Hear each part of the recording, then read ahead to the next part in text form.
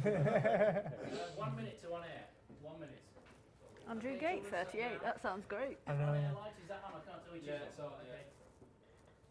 Okay, just careful around the live mics now. No swearing. No verbal abuse of the ref. He's trouble. Chris is here. Head fireman.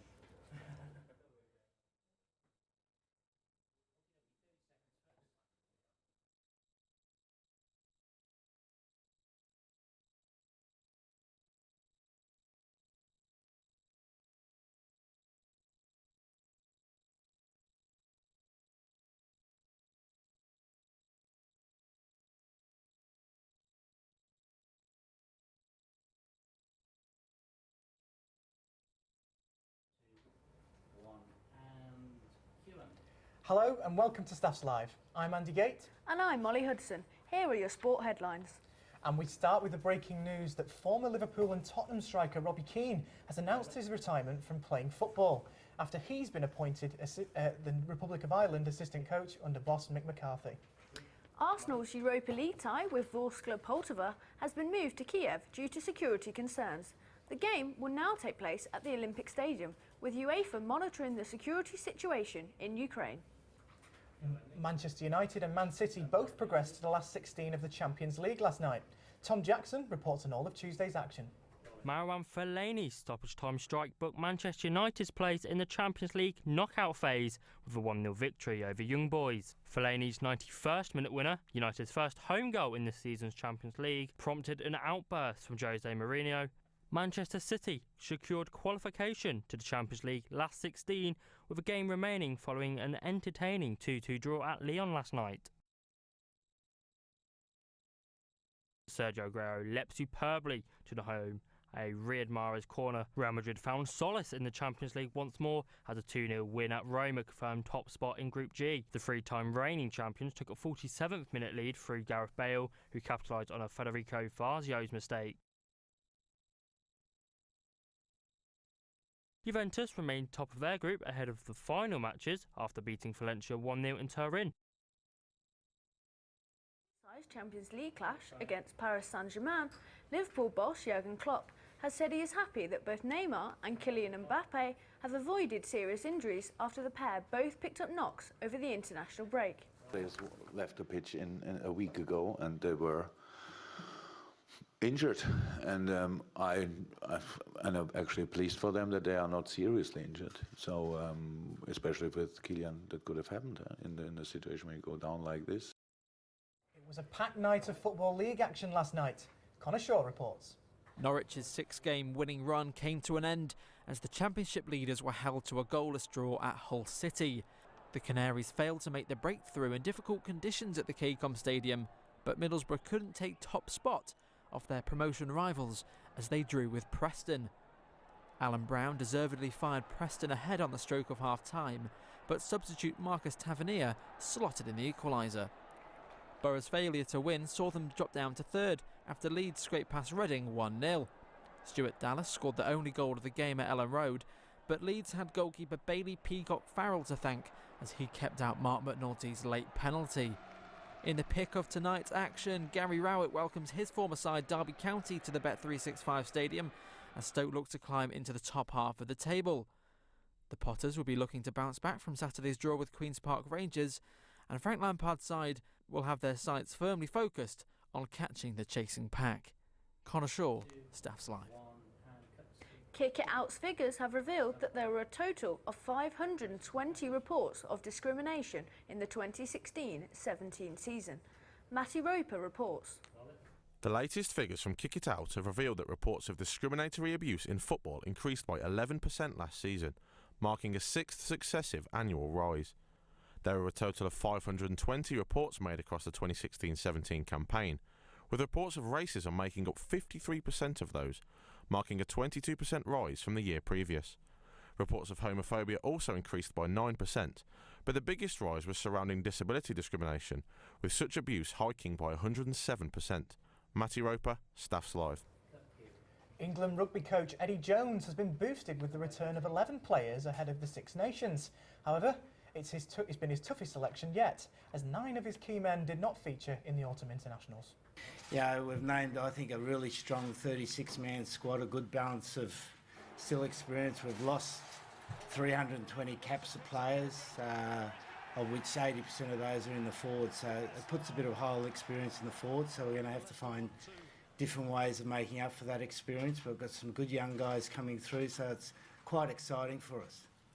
After a run of 10 consecutive defeats, Longton Rugby Club have finally won their first game since March. Matty Perry has more. The Staffordshire club who produced rugby star Dan Robson have finally got their season underway after beating Moseley Oak 39-14 last Saturday. And Longton player Josh Jones believes the mood in the camp has lifted. That's the best we've ever had the changing room after a Saturday game, which is good. So hopefully we're just going to carry that forward now. Like, it's been a long time coming. Like, we've been putting performances together for like 30-40 minutes this season, then finally like Saturday it was like 80-minute, 85-minute performance from everyone, and then that's just carried through from Saturday in the changing room. There's just like a buzz around it. Even like turning up in the changing room, something felt a bit different. So hopefully I think we're there now and we'll just carry that on.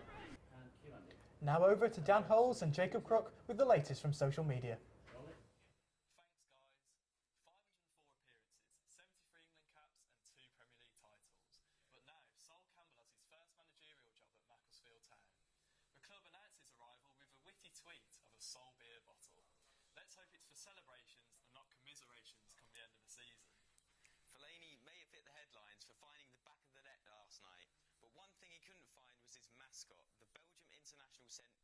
United into the knockout stages of the Champions League, but was a little bewildered prior to the game as his mascot vanished before his eyes. Where do you think that mascot went then, Jacob? Well, after Manchester United's performance last night, I'm not surprised he went into hiding. The future of football is here, winning the league by retweets. The Bundesliga has been dominated by Bayern Munich in recent years, and with Dortmund currently leading the way, Borussia Mönchengladbach's Twitter took an unorthodox approach to try and get their hands on the title. So everybody, remember to get out your phones and give them a retweet. They're currently on 19,000. We only need another easy 49,981,000 retweets. The rapping world, watch your backs. There's a new MC on the scene. Yeah, I jump in my Range Rover, painting to Sandra. Something like that, I don't know what it was.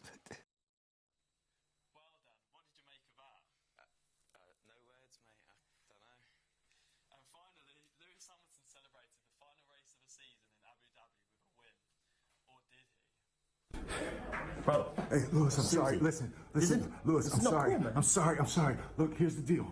This is a once-in-a-lifetime opportunity for me, man. All right? You already won, man. Just say something for other people. Say some stuff for other people. Listen, let's go. You black, I'm black, ain't nobody gonna know the difference. I got it. I got a race. No, seriously.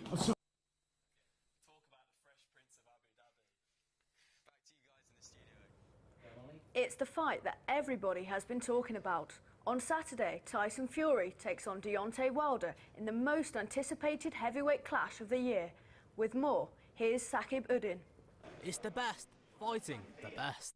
This Saturday, former undisputed heavyweight world champion Tyson Fury finally locks horns with WBC world champion Deontay Wilder. And British boxing legend Ricky the Hitman Hatton will be in Fury's corner Saturday night alongside his trainer Ben Davison. But Hatton feels Fury's supreme self-belief will be the key to his success for defeating Wilder. I mean, what I've seen with Tyson in the gym and how he is, you know, what you don't realise is Tyson's self-belief in himself. You know, there's some of the stuff he says, I'm the greatest, one of the greatest of all time. He believes that. And that's what Wilder's up against. Somebody with that belief is hard to beat. The former world champion faced the biggest fight of his life, battling mental health in boxing. And having seen Tyson at his lowest when he was 10 stones overweight and suffering mentally, Hatton is proud of Tyson for overcoming his demons. It makes me so proud because I've been through that bad side and it's very hard to come out the other end, but I did do it. And knowing how hard it was for me, for him to do the same, you know, yeah, my respect has gone up for him even further than what I had for him in the first place. It's those things that make you a stronger person. When you can come back from that, you're not worried who steps in that ring against you. Ricky Hatton's heavyweight prospect and cousin of Fury's Nathan Gorman also backs Fury to overcome the odds and become world champion on December the 1st. Well, to think this time last year he come into the gym 28, 29 stone. A year from then, he's had 2 comeback fights, lost 10 stone, and he's challenging for the WBC heavyweight title. So it's remarkable, really. On one hand, Tyson making this and making pay, I think he's totally wrong. Not for Wilder, for any heavyweight to be paid. I think he'll beat Wilder via wide points margin or late stoppage. Sakiburin, Staffs Live. Ex-Formula One driver Alexander Vers will overtake the main assessment programme in order to select competitors for the upcoming all-female W Series Championship. The Grand Prix Drivers Association chairman said there was no reason women couldn't compete with men on an equal basis. Back to Molly. Say goodbye. That's all from us. You can find out more on Staffs Live. We will see you next week. So we've got a few games coming up tonight with Gary Rowett, the main story. See you next week.